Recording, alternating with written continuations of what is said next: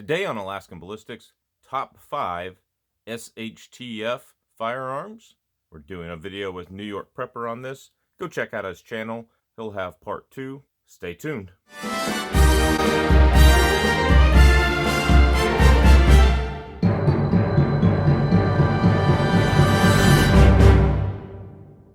Welcome back to Alaskan Ballistics. My name is Chuck. Thank you for stopping by. Don't forget we have discount code Alaskan with Blackbeard fire starters and just in case holsters that can go to help support the channel. All of our affiliate links are over on my MeWe page, link in the description. Without further ado, let's talk about the video. NYPrepper, he kind of challenged me to talk about what are my top 5 SHTF Scenario firearms. And I'm gonna kind of give you some scenarios here. Our SHTF plan is basically to bug in. We've got a house fairly out in the country compared to Anchorage, and we have a nice basement, an easily defendable street with neighbors who are fairly like-minded for the most part. We have a river full of salmon across from us and a mountainside full of moose and bear also on the other side of us. So between berries that we could pick in the wild and stuff like that, we could do a lot better bugging in than bugging out. The two scenarios I would go in is I have friends over and I need to arm them. What are the top 5 guns I'm going to have? And then the second one would be those same friends are over and we have to bug out. Like the Russians are rolling tanks up the road. We've got to go now. What are the guns that we are going to carry with us? So all of that being said, I don't think that's a likely scenario. But what would be my top 5 guns? Number 5, you need to start with some type of .22 rifle. This is the very first firearm I owned. I've refinished the stock myself. It looks kind of bad. I need to redo it again. Anyway, this is a Marlin Model 60. And it's got a little Simmons 3-9 scope on it that works. And this firearm works well, and it's one of the most accurate firearms I have out to 50 yards. This thing will be dime-sized groups. Shoots better than the 10-22s I've had, so I'm going to keep it. It's the first firearm I ever bought. I've killed plenty of squirrels with it in Georgia and haven't really shot anything here in Alaska with it. It is tube fed, and so you don't have to carry spare magazines, just spare ammo. It will hold 14 in the tube.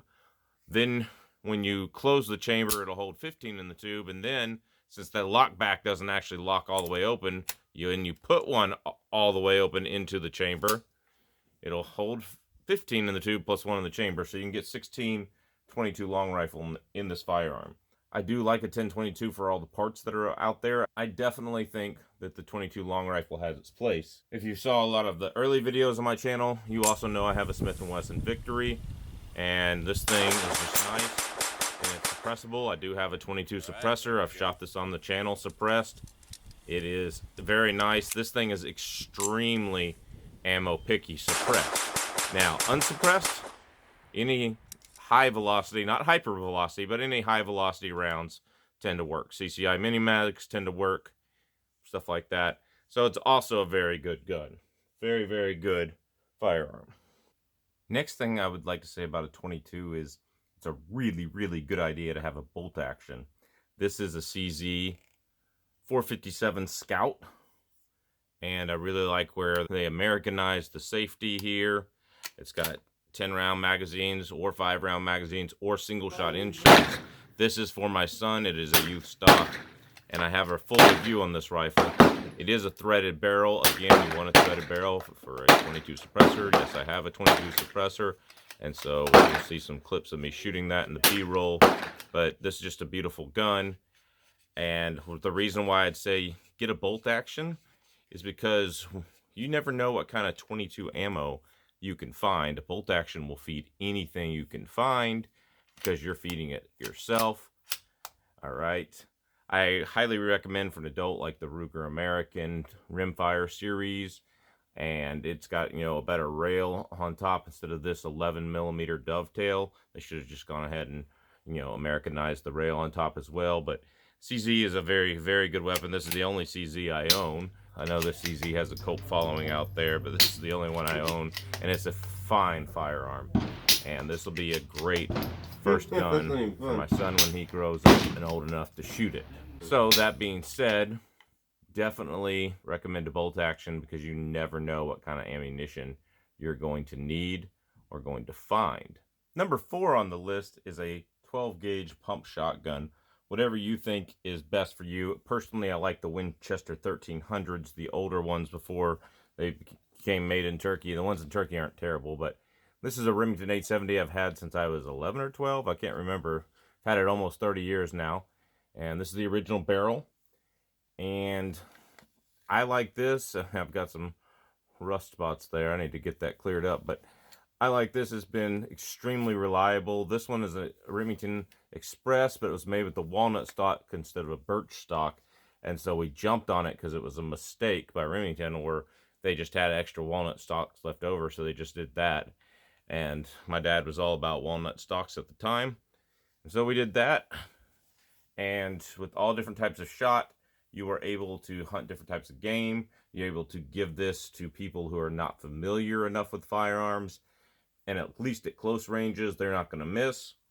So another thing you can do is order different barrels for it. I ordered this barrel before I had enough money for a 4570 to have slug bear protection. You know, again, this is just an interchangeable choke right here. You can change different chokes.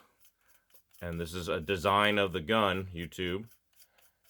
And you can change different chokes for different missions. But you can have different length barrels. This is an 18-inch barrel for bear protection.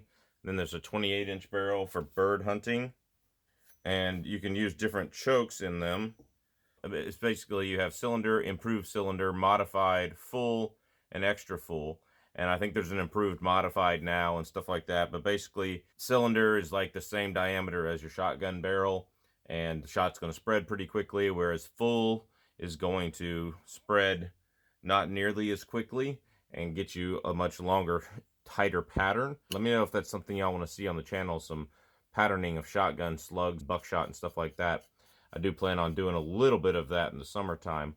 So let me know what y'all think about that as far as an idea on the channel. Different chokes allow you to do different things. I typically have this barrel on this gun when it's not hunting season. And then when it's hunting season, I do have to put a plug in it so that it only holds 2 rounds instead of 4 in here.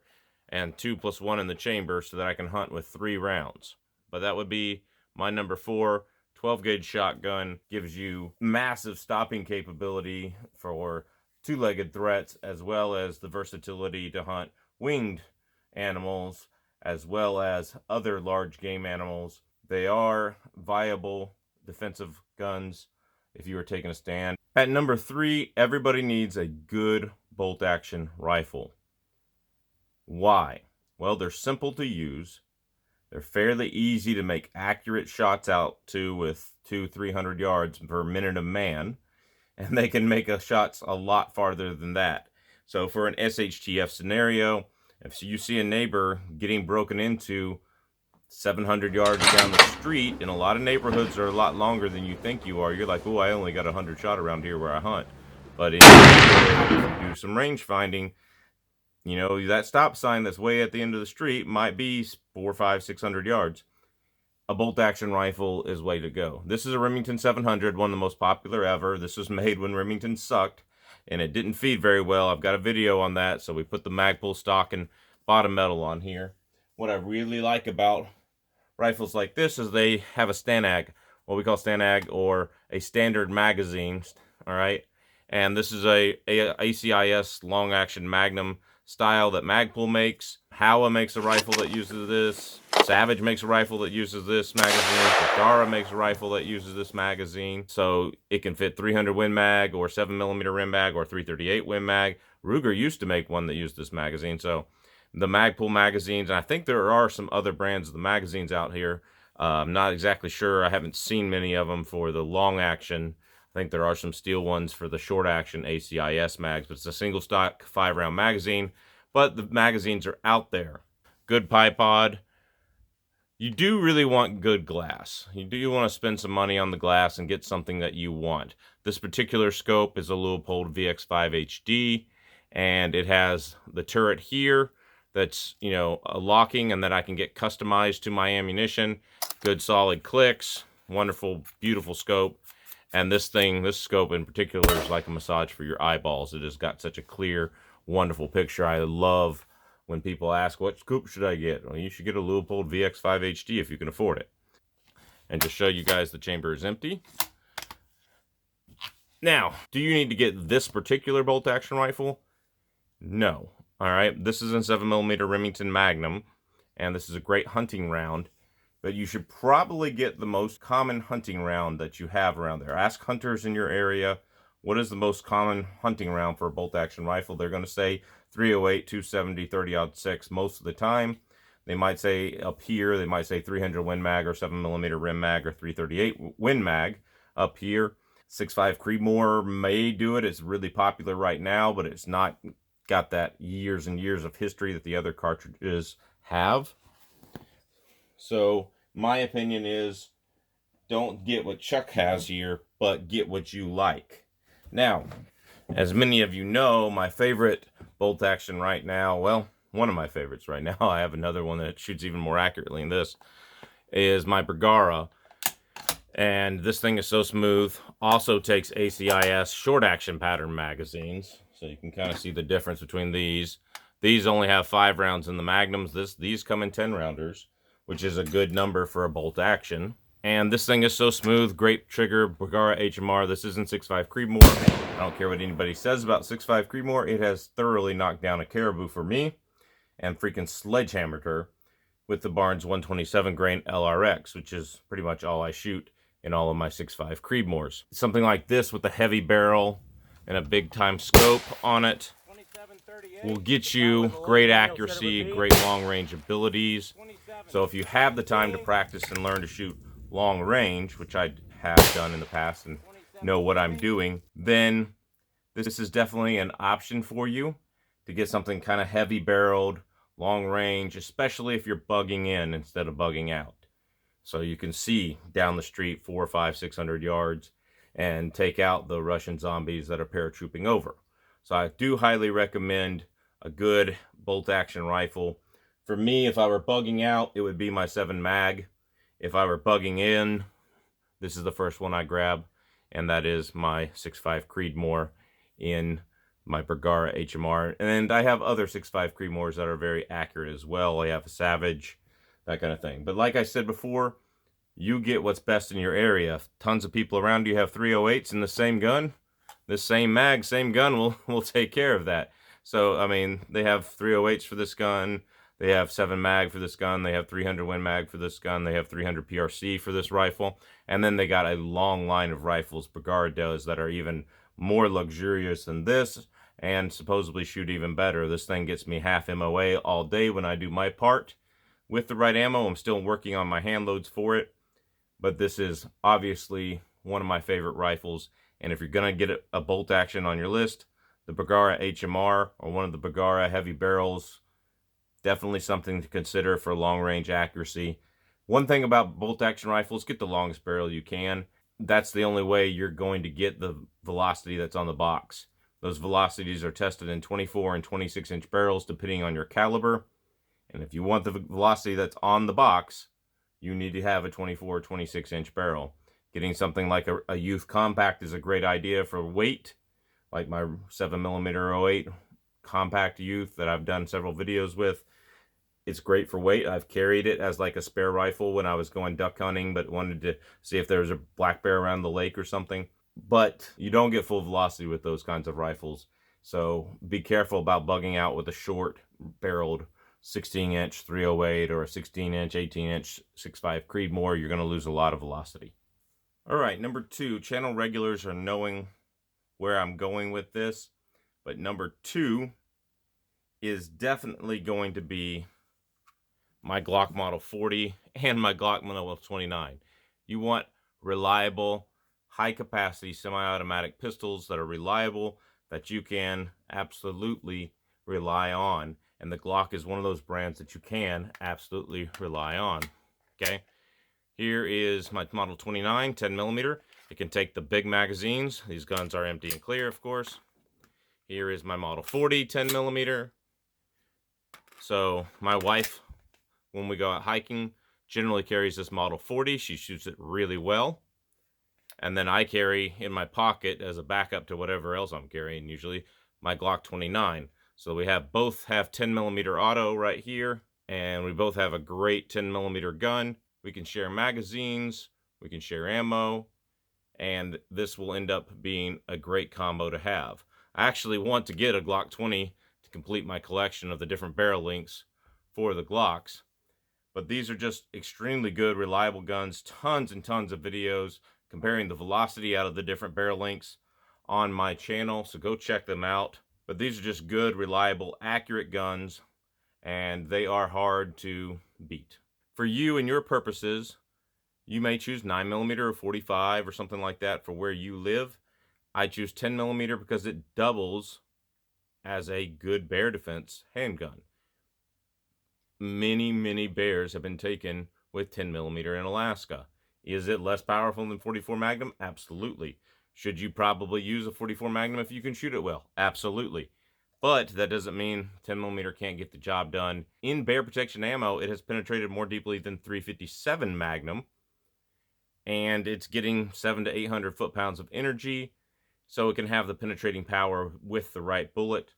So I highly recommend that you look at the Glock model series of 10mm, the 20, the 29, the Model 40 long slide. The Model 40 long slide is just a pleasant dream to shoot because the front heaviness of this slide really just takes out the recoil.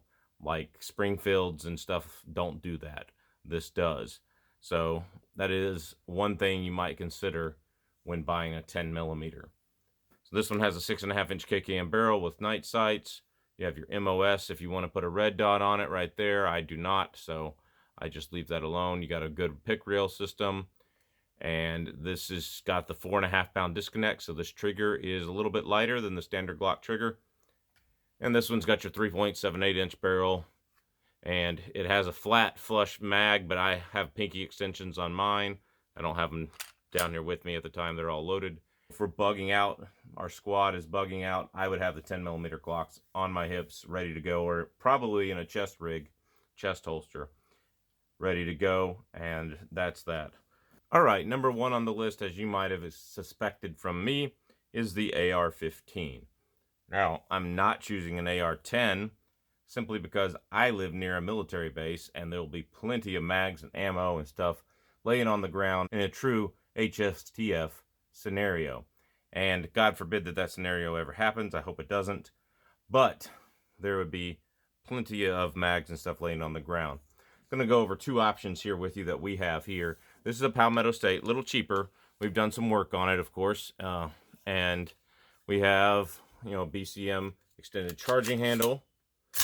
We have flip up Magpul sights right there.